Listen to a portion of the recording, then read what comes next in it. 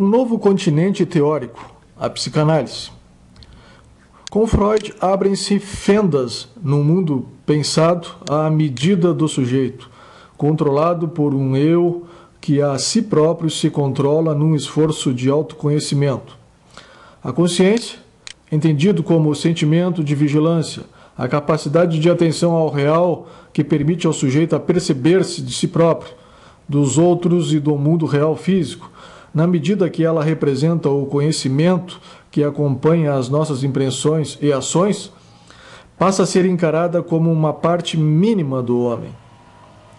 O homem, portanto, é dominado pelo inconsciente, por forças ocultas que determinam a sua ação, forças que ele desconhece e das quais, consequentemente, é um joguete. Freud vai contrariar frontalmente a mundividência que o racionalismo iluminista ajudara a consolidar, inserindo-se num movimento de crise da razão que teve em Nietzsche, Kierkegaard e Schopenhauer os seus mensageiros. Esta ruptura relativamente a uma tradição de ordem e de autocontrole, como todas as rupturas, trouxe problemas para aqueles que a propuseram. Foi uma verdadeira ruptura epistemológica, um abandonar de concepções que não mais puderam ser encaradas do mesmo modo, nas quais se introduziu a dúvida. Uma dúvida que, mesmo para aqueles que rejeitam a psicanálise, não pode deixar de ser considerada. Assim, a psicanálise introduzida por Freud propõe-nos uma nova visão do homem em que o inconsciente domina. Tudo quanto é inovador causa perturbação. É curioso verificar que os contemporâneos de Freud, ao rejeitar as suas teorias, revelaram os seus próprios receios, delimitando uma certa noção de homem a que se agarravam, que queriam a sua viva força preservar. Freud deparou com inúmeros impedimentos. Na realidade, fatores de variadas ordens constituíram-se como obstáculos epistemológicos. Alguns desses obstáculos diziam respeito ao puritanismo da sociedade vienense, como, por exemplo, a relutância em aceitar a importância da sexualidade na etiologia das neuroses, ou seja, nas doenças funcionais sem lesão ou inflamação dos órgãos, e ainda a rejeição de uma sexualidade infantil. A psicanálise, neste contexto, aplica-se essencialmente às neuroses e não às psicoses. Outros obstáculos ligavam-se ao antissemitismo reinante no Império Austro-Húngaro. As doutrinas freudianas eram identificadas com a mentalidade perversa atribuída aos judeus. Freud vem introduzir elementos dinâmicos na consideração das perturbações psíquicas. Estas estão ligadas à história de cada indivíduo, ao seu passado, às suas vivências e não a meras lesões. Os métodos utilizados por Freud chocavam as mentalidades bem-pensantes. A novidade do procedimento proposto por Freud foi desvirtuada, esbarrando com a total incompreensão de quem estava habituado a lidar com fatos límpidos. Para o psiquiatra de então, um louco era um louco e um gato era um gato. A diluição de fronteiras entre a sanidade e a loucura repugna-lhe.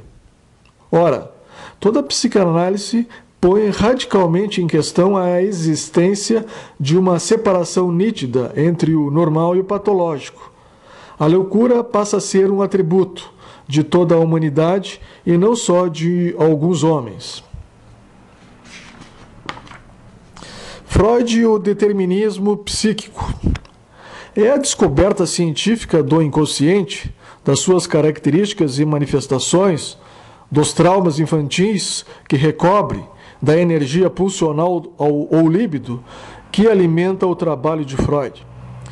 Ele acreditava que tudo o que se passava na mente humana possuía um significado preciso, tinha uma causa originadora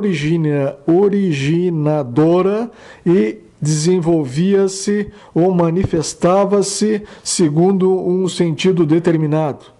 Assim, não poderiam existir processos ou acontecimentos psíquicos fortuitos, meros produtos do acaso ou expressões de uma aparente loteria mental. Ao contrário, a mente humana estrutura-se segundo uma causalidade determinística, por vezes complexa, mas sempre passível de ser reduzida a uma relação de causa e efeito pelo psicanalista.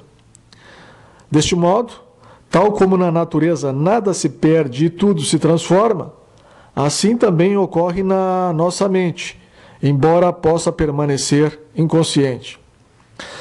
A imagem do modelo das ciências exatas, como a física, Freud postula a existência de um aparelho denominado ou dominado por forças instintuais e por princípios contrários entre si, cujos conflitos e movimentos dariam conta, na sua totalidade, da origem, da causa, significação e finalidade de todos os pensamentos e ações.